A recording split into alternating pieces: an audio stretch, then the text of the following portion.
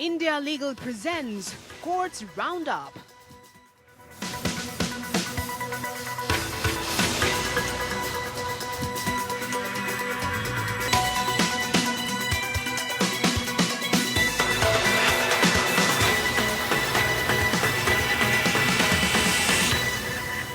नमस्कार, मैं हूं आपके साथ पूजा कवियागोमा। कोर्ट्स राउंडअप में आप सभी का स्वागत है। इस बुलेटिन में अगले आधे घंटे हम आपको कोर्ट से जुड़ी तमाम छोटी बड़ी खबरों से रूबरू करवाएंगे। कोर्ट की कार्यवाही और सुप्रीम कोर्ट से लेकर हाई कोर्ट और लोअर कोर्ट तक के फैसलों को आपके सामने रखेंगे।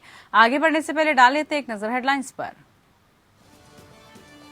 मद्रास हाईकोर्ट ने मेडिकल पाठ्यक्रमों में सरकारी स्कूल के छात्रों के लिए 7.5% आरक्षण देने वाले तमिलनाडु सरकार के कानून की वैधता को रखा बरकरार।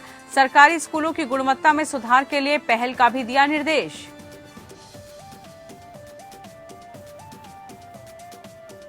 बीरभूम हिंसा मामले में कलकत्ता हाईकोर्ट ने सीबीआई रिपोर्ट को रिकॉर्ड में लिया।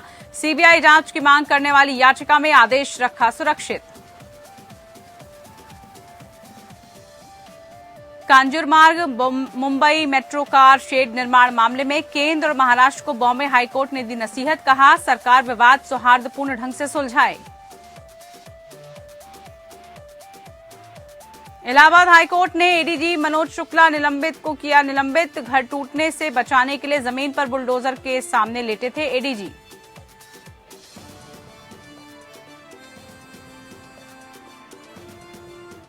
India Legal presents Courts Roundup.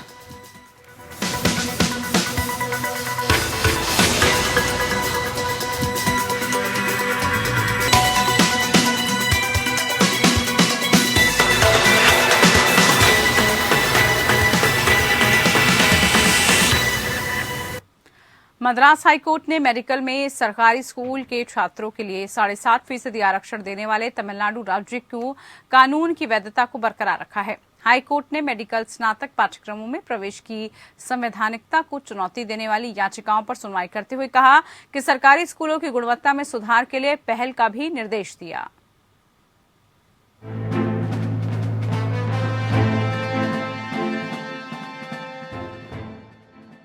Madras high court ने तमिलनाडु सरकार को राहत दी है। मद्रास हाईकोर्ट ने राज्य के उस कानून की वैधता को बरकरार रखा जिसमें सरकारी स्कूल के छात्र के लिए मेडिकल कॉलेजों में सीटों के 7.5% आरक्षण का प्रावधान है। चीफ जस्टिस मुनीश्वर नाथ भंडारी और चीफ जस्टिस डी भरत चक्रवर्ती की पीठ ने सरकारी स्कूल अधिनियम 2020 के तहत सरकारी छात्रों के लिए तरजीही आधार पर चिकित्सा, दंत चिकित्सा, भारतीय चिकित्सा और होम्योपैथी में स्नातक पाठ्यक्रमों में प्रवेश की संवैधानिकता को चुनौती देने वाली याचिकाओं के एक बेंच में निर्णय पारित किया था। लागू कानून राज्य के सरकारी स्कूलों से पास होने वाले छात्रों के लिए मेडिकल कॉलेजों में 7.5% सीटों का शैक्षिक आरक्षण प्रदान करता है। सरकार ने तर्क दिया, इस तरह के आरक्षण का विस्तार करने का इरादा सरकारी स्कूल के छात्रों का उत्थान करना है जो आर्थिक, सामाजिक और शैक्षणिक पिछड़ेपन से पीड़ित हैं। इससे पहले याचिकाकर्ता के वकील वरिष्ठ वकील श्रीराम पंचू ने तर्क दिया कि अनुच्छेद 15(1) इस तरह की स्थिति पर लागू नहीं हो सकता क्योंकि अनुच्छेद 15(1) बहुत ही असाधारण श्रेणियों के लिए है। राज्य की ओर से पेश वरिष्ठ अधिवक्ता कपिल सिब्बल ने कहा कि विभिन्न वर्गों के छात्रों के संज्ञानात्मक विकास के बीच एक महत्वपूर्ण अंतर है। उन्होंने जोर दिया कि समूह के भीतर असमानताओं को भी संबोधित किया जाना चाहिए। उच्च शिक्षा विभाग की ओर से वरिष्ठ अधिवक्ता पी विल्सन ने अपनी लिखित दलील में तर्क दिया कि सरकारी स्कूलों के छात्रों के लिए 7.5% सीटों के आवंटन को आरक्षण भी नहीं किया जा सकता है। ये भी प्रस्तुत किया गया कि 7.5% आवंटन एक संस्थागत वरीयता के बराबर है जिसके लिए सरकार को विवेक दिया गया है। अदालत ने फैसला सुनाते हुए राज्य को 5 साल की अवधि के भीतर सरकारी स्कूलों की गुणवत्ता में सुधार के लिए उचित कदम उठाने का भी निर्देश दिया। अदालत ने पहले टिप्पणी की थी कि आजकल के छात्र स्कूलों की तुलना में कोचिंग संस्थानों में जाना पसंद करते हैं और स्कूलों के स्तर में सुधार की जरूरत है ताकि किसी अन्य कोचिंग की आवश्यकता न हो। Bureau report, APN. वहीं कलकत्ता हाईकोर्ट ने पश्चिम बंगाल के बीरभूम जिले में हुई हिंसा की जांच में सीबीआई द्वारा प्रस्तुत प्रारंभिक रिपोर्ट को रिकॉर्ड में लिया। रिपोर्ट में तृणमूल कांग्रेस के स्थानीय नेता भादु शेख की हत्या प्रतिशोध में कथित तौर पर 8 लोग मारे गए थे। अदालत ने इस मामले में अपना आदेश सुरक्षित रख लिया है। क्या सीबीआई को टीएमसी नेता भादु शेख की हत्या की जांच करनी चाहिए? कोर्ट ने 25 मार्च के आदेश में ये कहते हुए सीबीआई जांच का आदेश दिया था कि न्याय के हित में इस तरह के निर्देश की आवश्यकता है और समाज में विश्वास पैदा करने के लिए और सच्चाई का पता लगाने के लिए निष्पक्ष जांच होनी चाहिए। राज्य द्वारा गठित विशेष जांच दल को भी इस मामले में आगे कोई जांच नहीं करने का आदेश दिया गया था। अदालत ने पहले इस मुद्दे पर विचार करने के लिए एक स्वतः संज्ञान मामला शुरू किया था। मुख्य न्यायाधीश प्रकाश श्रीवास्तव और न्यायमूर्ति राजश्री भारद्वाज की खंडपीठ ने गुरुवार को अदालत के पहले के निर्देशों के अनुसार सीबीआई द्वारा प्रस्तुत प्रारंभिक रिपोर्ट को रिकॉर्ड में लिया। सीबीआई की ओर से पेश हुए वकील ने बेंच को बताया कि जांच में नवीनतम तकनीक का इस्तेमाल किया जा रहा है, जैसे टावर डंपिंग तकनीक, और सीबीआई को ऐसी तकनीक के इस्तेमाल के जरिए तारीख मिल रही है। स्थानीय टीएमसी नेता भादु शेख की हत्या की सीबीआई जांच की मांग को लेकर गुरुवार को पीठ के समक्ष कई आवेदन दायर किए गए थे। मुख्य न्यायाधीश ने टिप्पणी की, हम रिपोर्ट की जांच करेंगे और ऑर्डर अपलोड करेंगे। उन्होंने आगे महाधिवक्ता से न्यायालय को ये बताने के लिए कहा कि वर्तमान में कौन सी जांच प्राधिकारी भादु शेख की हत्या की जांच कर रहा है।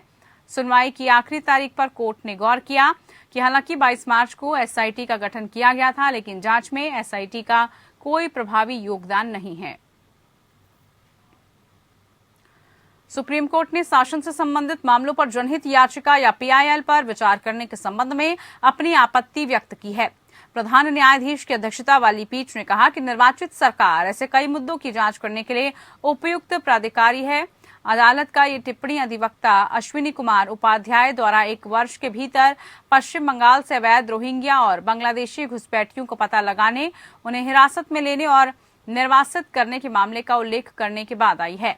सीजीआई ने टिप्पणी की, ये राजनीतिक मुद्दे हैं, कृपया इसे सरकार के साथ उठाएं। अगर हमें आपकी सभी जनहित याचिकाएं उठानी हैं तो हमने सरकार क्यों चुनी? राज्यसभा और लोकसभा जैसे सदन हैं। सॉलिसिटर जनरल तुषार मेहता ने कहा कि उन्हें मामले की जानकारी नहीं है। सीजीआई ने कहा, अगर आपके पास जवाबी हलफनामा तैयार है तो हम मामले को सूचीबद्ध कर सकते हैं। पश्चिम बंगाल निवासी याचिकाकर्ता ने केंद्र सरकार और राज्यों को उन सरकारी कर्मचारियों, पुलिसकर्मियों और सुरक्षा बलों के खिलाफ राष्ट्रीय सुरक्षा अधिनियम की पहचान करने और लागू करने का निर्देश देने की प्रार्थना की, जो रोहिंग्या और बांग्लादेशियों को पश्चिम बंगाल में घुसपैठ करने में मदद करते हैं। उपाध्याय और अधिवक्ता अश्विनी कुमार दुबे के माध्यम से दायर याचिका में यह भी प्रार्थना की गई कि ऐसे कर्मचारियों की आय से अधिक संपत्ति को जब्त किया जाए। याचिका में कहा गया है कि घुसपैठियों की आमद देश की एकता, अखंडता और सुरक्षा के लिए गंभीर खतरा है। याचिका में कहा गया कि कुल 5 करोड़ घुसपैठी अपनी जातीय समानता और भारत के लोगों के साथ अन्य संबंधों का फायदा उठाकर अवैध रूप से भारत में रह रहे हैं। सुप्रीम कोर्ट ने चोरी के अपराध में कारावास की सजा काट रहे व्यक्तियों की दोष सिद्धि के आदेश में हस्तक्षेप करने से इंकार करते हुए अच्छे आचरण की कसौटी के आधार पर उनकी रिहाई का निर्देश दिया। जस्टिस संजीव खन्ना और जस्टिस बेला एम त्रिवेदी की खंडपीठ ने आईपीसी की धारा 379 के तहत अपराध के लिए अपीलकर्ताओं पर अदालतों द्वारा दी गई 3 महीने की सजा के संबंध में निर्देश जारी किया। साथ ही कहा कि अपीलकर्ताओं के खिलाफ कोई आपराधिक इतिहास नहीं है। पीठ ने ये देखते हुए निर्देश जारी किया कि अपराधियों की परिवीक्षा अधिनियम की धारा 3 और 4 अदालतों को उन मामलों और परिस्थितियों में अच्छे आचरण की परिवीक्षा पर अपराधियों को रिहा करने का अधिकार देती है। इसके अलावा सीआरपीसी की धारा 360, 361 भी अदालतों को उन मामलों और परिस्थितियों में अच्छे आचरण की परिवीक्षा पर अपराधियों को रिहा करने का अधिकार देती है। इसलिए अपीलकर्ताओं पर लगाए गए दोष सिद्धि और सजा को बरकरार रखते हुए पीठ ने निर्देश दिया कि अपीलकर्ताओं को अच्छे आचरण के आधार पर रिहा किया जाए। अदालत ने अपीलकर्ताओं को प्रत्येक अपीलकर्ता को 25,000 रुपए के निजी मुचलके इतनी ही राशि के जमानतदार पेश करने और आगे 3 साल की अवधि के लिए शांति और अच्छे व्यवहार को बनाए रखने के लिए संबंधित ट्रायल कोर्ट की संतुष्टि के लिए एक वचन पत्र प्रस्तुत करने की रिहा करने का निर्देश दिया। ये भी निर्देश दिया गया है कि यदि अपीलकर्ता उक्त निर्देशों का पालन करने में विफल रहते हैं तो उनके द्वारा दिए गए वचन का उल्लंघन करते हैं तो उन्हें निचली अदालत द्वारा दी गई सजा को भुगतने के लिए कहा जाएगा। हिमाचल प्रदेश हाईकोर्ट द्वारा पारित आदेश को चुनौती देते हुए दायर की गई इसमें अपीलकर्ताओं की सजा को बरकरार रखने वाली उनकी आपराधिक पुनर्विचार याचिका को खारिज कर दिया गया था। पीडब्ल्यूडी के 2 वरिष्ठ अधिकारियों को दक्षिणी दिल्ली के चित्तरंजन पार्क में पेड़ों की कटाई के मामले में आदेश का उल्लंघन करने के लिए अदालत की अवमानना का दोषी ठहराया। अदालत ने कहा कि पेड़ों की सुरक्षा की अनिवार्यता को कभी भी नजरअंदाज नहीं किया जा सकता। पिछले 4 से 5 साल में शहर में वायु प्रदूषण का सबसे खराब दौर देखा गया है। न्यायमूर्ति नजमी वजीरी ने अपने 61 पन्नों के आदेश में कहा कि दिखाई गई तस्वीरों में अदालत के निर्देशों का घोर उल्लंघन स्पष्ट है। अदालत ने दक्षिणी दिल्ली नगर निगम पर 40,000 और लोक निर्माण विभाग पर 1 लाख रुपए का जुर्माना भी लगाया है। अदालत ने कहा कि निरीक्षण के दौरान ये पाया गया कि एसडीएमसी द्वारा कार्य के दौरान 13 पेड़ क्षतिग्रस्त हो गए थे और 10 पेड़ पीडब्ल्यूडी द्वारा क्षतिग्रस्त किए गए। अदालत के कारण बताओ नोटिस का जवाब नहीं देने के बाद मुख्य अभियंता और कार्यकारी अभियंता दोनों को अदालत ने दोषी ठहराया। अदालत ने पाया कि 25 फरवरी को अदालत द्वारा यथास्थिति के आदेश पारित करने के बावजूद साइट पर निर्माण कार्य केबल पाइप बिछाने का काम जारी है। आदेशों की परवाह किए बिना और स्वस्थ पेड़ों की किसी भी देखभाल या जनता पूरी तरह से अवहेलना है। अदालत को बताया गया कि पेड़ संभवतः 2 दशकों से जमीन में जुड़े हुए थे। अदालत ने स्पष्ट किया कि पेड़ों की सुरक्षा की अनिवार्यता को कभी नजरअंदाज नहीं किया जा सकता क्योंकि शहर ने पिछले 4 से 5 वर्षों में वायु प्रदूषण की सबसे खराब अवधि देखी है। अदालत ने कहा कि पुलिस ने माना है कि उसने पहले ही निर्माण कार्य कर रही एजेंसियों की चेतावनी दी थी लेकिन उन्होंने फिर भी काम को जारी रखा। बॉम्बे हाईकोर्ट ने केंद्र और महाराष्ट्र सरकार के कांजूरमार्ग स्थित मुंबई मेट्रो कार शेड निर्माण पर गतिरोध के संबंध में कहा कि कांजूरमार्ग मेट्रो कार शेड का विवाद सौहार्दपूर्ण ढंग से सुलझाए। राज्य सरकार ने 11 अक्टूबर 2020 को आरके मिल कॉलोनी में कार शेड को खत्म करने की घोषणा की थी और कहा था कि परियोजना के लिए आरे की बजाय कांजूरमार्ग में बनाई जाएगी। चीफ जस्टिस दीपांकर दत्ता और जस्टिस जीएस कुलकर्णी की खंडपीठ केंद्र सरकार के दावे जिसे डीआईटी सॉल्ट कमिश्नर के माध्यम से पेश किया गया था उसके खिलाफ कुछ अंतरिम आवेदनों पर सुनवाई कर रही थी। केंद्र सरकार का दावा था कि कांजूरमार्ग की जमीन केंद्र की है। अंतरिम आवेदनों में दावा किया गया था कि नमक आयुक्त के पास जमीन नहीं है और इसलिए कांजूरमार्ग में मुंबई मेट्रो एकीकृत कार शेड के निर्माण पर हाईकोर्ट की रोक हटा दी जानी चाहिए। हालांकि स्वामित्व की चर्चा को छोड़कर केंद्र ने गुरुवार को कहा कि कांजूरमार्ग में कार शेड के निर्माण में परिचालन संबंधी मुद्दे थे।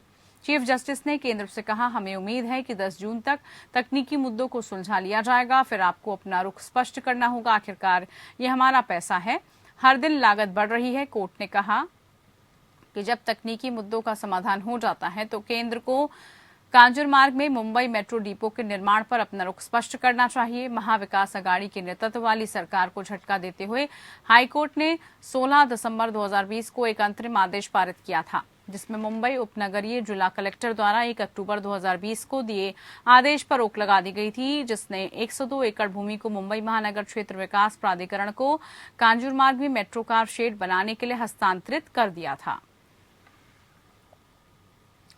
इलाहाबाद हाईकोर्ट ने एक व्यक्ति को अवमानना का दोषी ठहराया जिसने एक पत्र लिखकर आरोप लगाया था कि जिला अदालत में सभी न्यायाधीश, अधिकारी और कर्मचारी बेईमान हैं। उन्होंने भारत के संविधान की हत्या की है। जस्टिस सुनीत कुमार और जस्टिस सुमेश चंद्र शर्मा की खंडपीठ ने बिना शर्त माफी को स्वीकार करने से इंकार करते हुए अवमानना का दोषी ठहराया। शर्मा ने दिसंबर 2016 में 125 करोड़ भारतीयों के प्रतिनिधि के रूप में माननीय प्रधानमंत्री, प्रधान न्यायाधीश, उत्तर प्रदेश के मुख्यमंत्री और इलाहाबाद उच्च के मुख्य न्यायाधीश को संबोधित एक पत्र लिखकर यह आरोप लगाया था। अदालत ने जोर देकर कहा कि अदालत की आपराधिक अवमानना के लिए जल्द से जल्द माफी की पेशकश की जानी चाहिए। न्यायालय पर निष्कर्ष पर पहुंचा कि अवमाननाकर्ता द्वारा की गई माफी अवमानना की कार्यवाही के परिणाम से बचने के लिए है। कोर्ट ने कहा कि जब कार्रवाई शुरू की गई थी तभी अगर अवमानना करने वाले ने अपने आचरण के लिए ईमानदारी से माफी मांगी होती तो अदालत ने इस मामले में नरम रुख अपनाया होता। कोर्ट ने कहा कि अवमाननाकर्ता ने जानबूझकर कार्यवाही से परहेज किया और परिणाम स्वरूप वारंट जारी होने के बाद 2 मौकों पर हिरासत में लिया गया था। अवमानना करने वाले को 6 महीने के साधारण कारावास और 10,000 रुपए के जुर्माने के लिए दोषी ठहराया गया। अवहेलना करने पर 1 महीने का साधारण कारावास भुगतना होगा। ये देखते हुए कि वो पहले ही 20 महीने और 20 दिनों के लिए कैद का सामना कर चुका है। सजा की अवधि को वर्तमान कार्रवाई में उसके द्वारा झेली गई कैद के खिलाफ सेट किया गया और इस प्रकार जुर्माना जमा करने पर उसे तुरंत रिहा करने का निर्देश दिया गया। इलाहाबाद हाईकोर्ट ने अतिरिक्त जिला न्यायाधीश सुल्तानपुर जिला न्यायालय मनोज शुक्ला को निलंबित कर दिया। मनोज शुक्ला तब सुर्खियों में आए जब पिछले महीने बस्ती जिले में अपनी पैतृक भूमि बचाने के प्रयास में एक बुलडोजर के सामने लेट गए थे। इस जमीन से राज्य सरकार अतिक्रमण हटा रही थी। एडीजी मनोज शुक्ला मूल रूप से बस्ती जिले के छपिया शुक्ला गांव के रहने वाले हैं। वो वर्तमान में सुल्तानपुर जिले में एडीजी के रूप में कार्यरत हैं। पिछले महीने वो कोट पैंट और टाई पहनकर जेसीबी के सामने लेट गए। इस घटना का वीडियो सोशल मीडिया पर वायरल हुआ। इस घटना को लेकर बस्ती के जिलाधिकारी ने शासन को रिपोर्ट भेजी। रिपोर्ट प्राप्त कर सरकार ने हाईकोर्ट को भेज दिया।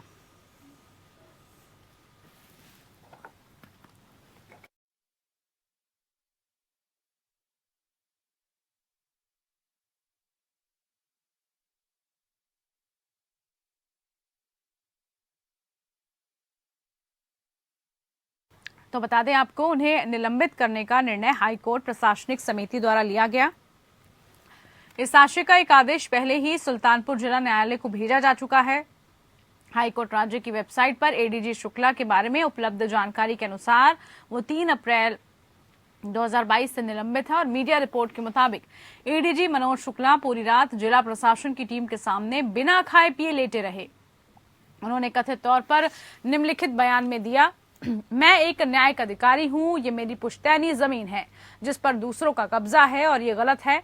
साल 2013 में जमीन का अधिग्रहण नियमों के खिलाफ था और जिलाधिकारी द्वारा दिया गया आदेश भ्रष्ट है।